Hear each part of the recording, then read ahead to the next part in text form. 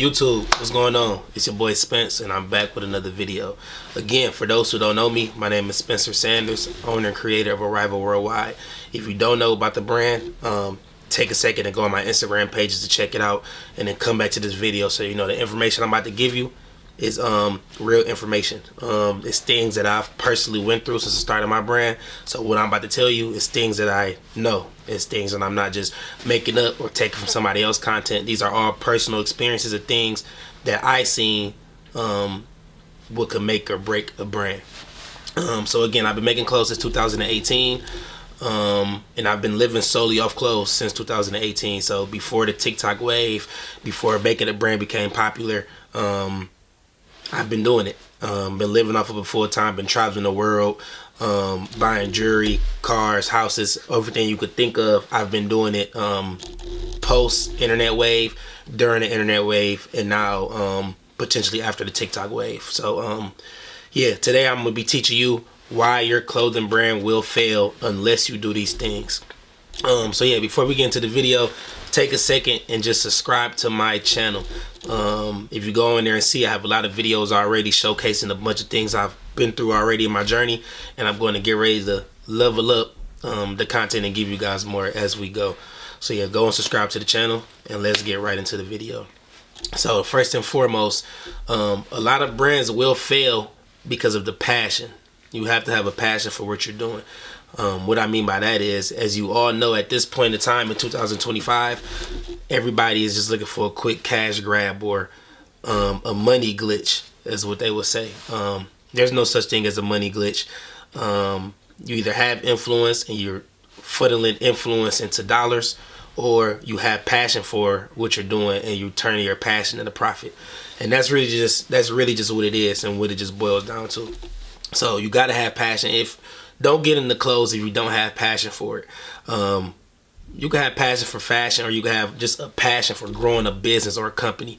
This is something that I learned. I always thought you have to just love clothes to run a clothing brand, but you don't. You can have a passion for just growing a business or being business minded and wanting to grow a company and seeing it elevate to the level. So yeah, if you don't have passion, just stop the video now and go to the next video. You know what I'm saying? You first have to have passion. That's the very first step to succeed in the business. The next step I would say is brand name and logo. It's so important. It's so important. What I mean by that is, a lot of people think your name is good until you reach a certain level, and then you realize your name is actually bad. I'm blessed to have a brand name to where I was able to create the name, and it stuck all of this time because how universal it was. I have a real brand name. For those who don't know, my brand name is Arrival Worldwide, and this right here is my logo. So as you can see, it's kind of clean cut logo. The word is real cohesive. It's easy to roll off the tongue. It ain't too much going on. You know what I'm saying? No, all the brand names that have like money and money, you know what I'm saying? Like, y'all know what I mean. Them brand names is like, that's not a real brand name. Or even those people who are influencers and they're just turning their influencer name into brands. That is not a good way to build a lasting brand over the years. Definitely take some time and thought into your brand name.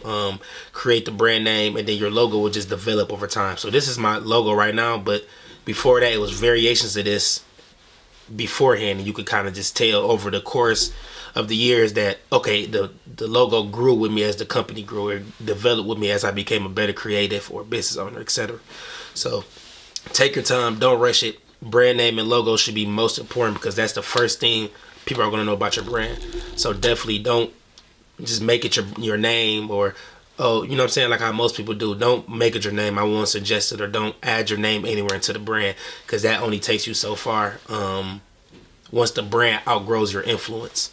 So with that being said, the next thing would be is to understand your strengths and then build a team around your weaknesses. What I mean by that is, for example, me, I have the gift of being a really creative person, like extremely creative, coming up with graphics and designs and keeping my basics and keeping everything cohesive within the brand. I'm great at it. I'm a top-notch creative, but on the business side of it, that's where I lacked. So I had problems of making a bunch of money and then losing a bunch of money from building my lifestyle and not really reinvesting correctly, or not really taking care of the business behind it and not really putting money to the side. I kind of was just seeing it as an income and just living off of it as well. So now I'm at a point now to where I understand that it's a business. I need to pay myself out of the business. So things like of that nature, running ads and marketing.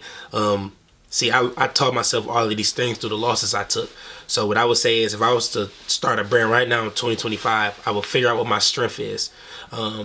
If I'm a better business person, I could put together a business model and business plan, but I'm not extremely creative, I would hire a creative director or a graphic designer to take care of my creative portion of the brand.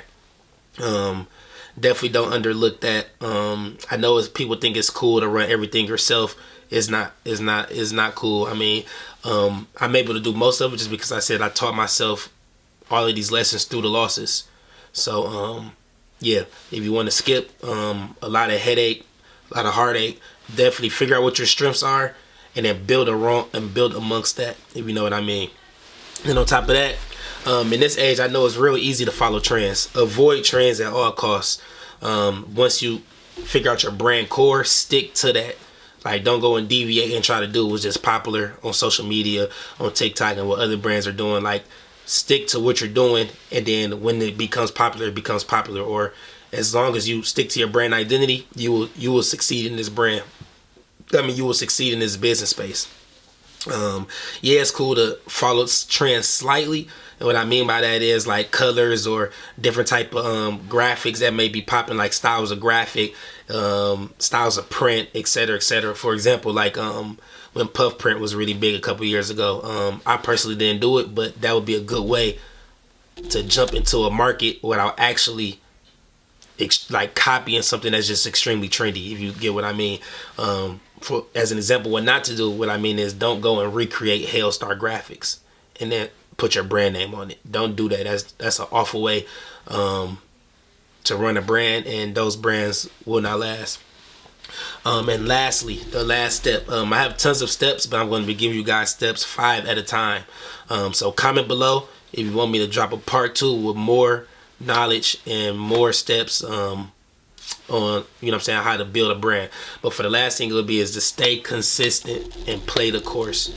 Definitely stay consistent and play the course in this business. It could get discouraging, and that's why I said in the beginning, if you don't have passion, you need to just go and find something else to do. Because if you don't have the passion for it, then you will get discouraged, and then you won't stay consistent. Building a clothing brand is just like any other grind, a YouTube grind, being a content creator, playing a sport, whatever it is, you have to be consistent in it. And there's no shortcuts. So no shortcuts. You have to continuously drop, keep attention on your brand, keep attention on yourself, keep trying to get better graphics going, keep trying to become a better designer, a better business person. Just continuously keep trying to grow. But as long as you're consistent, you're going to see results. Even if you are just consistently putting stuff out, you know what I'm saying, you're going to see results for sure. So definitely be consistent. But yeah, like I said, this is part 1. If you want another part, drop a comment below, leave us, subscribe to the channel, and yeah, I'm gonna see you on the next one. I hope I help somebody.